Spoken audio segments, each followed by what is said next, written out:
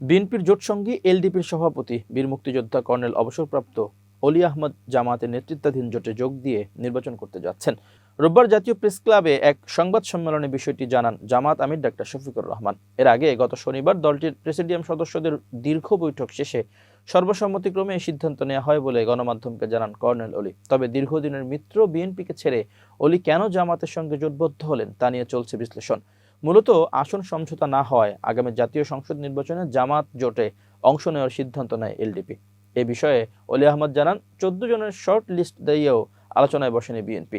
LDP জানিয়েছে জোটগত সমঝোতার লক্ষ্যে বিএনপিকে 14 জনের একটি শর্ট লিস্ট দেওয়া হয়েছিল, তবে ওই তালিকা থেকে কাউকে দিতেই হবে এমন কোনো বাধ্যবাধকতা ছিল না। কর্নেল অলি গণমাধ্যমকে বলেন, আমরা বলেছিলাম 14 জনের মধ্যে থেকে যাদের উপযুক্ত মনে হবে অন্তত 8-10 জনকে বিবেচনায় নিলেই আমার দল টিকে থাকবে।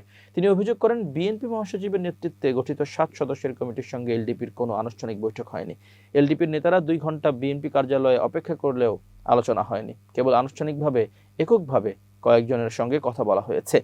অলি বলেন, শর্ট লিস্টটি বিএনপির ভারপ্রাপ্ত চেয়ারম্যান তারেক রহমান, মহাসচিব মির্জা ফখরুল ইসলাম আলমগীর এবং স্থায়ী কমিটির সদস্য সালাউদ্দিন আহমেদের কাছে পাঠানো হলেও কোনো সাড়া পাওয়া যায়নি। এলডিপিকে অবমূল্যায়ন করা হয়েছে দাবি করে কর্নেল অলি বলেন, বিএনপি যেখানে শত শত আসনে প্রার্থী দিয়েছে সেখানে আমাদের মাত্র একটি কার্যকর আসন দেওয়া হয়েছে। এটা আমাদের জন্য চরম অবমূল্যায়ন। তিনি আরও বলেন, আমাদের দল চাঁদাবাজি করে না, দলের নেতারাই নিজেদের পকেটের টাকা খরচ করে এত বছর দল চালিয়ে এসেছে, অথচ শেষ পর্যন্ত দেখা গেল ছাগল আর গরুর দাম একই। এলডিপির দাবি, বিএনপির সংকটকালে তাদের নেতারা পাশে ছিলেন, কিন্তু এখন দীর্ঘ সময় ধরে কোনো যোগাযোগ নেই।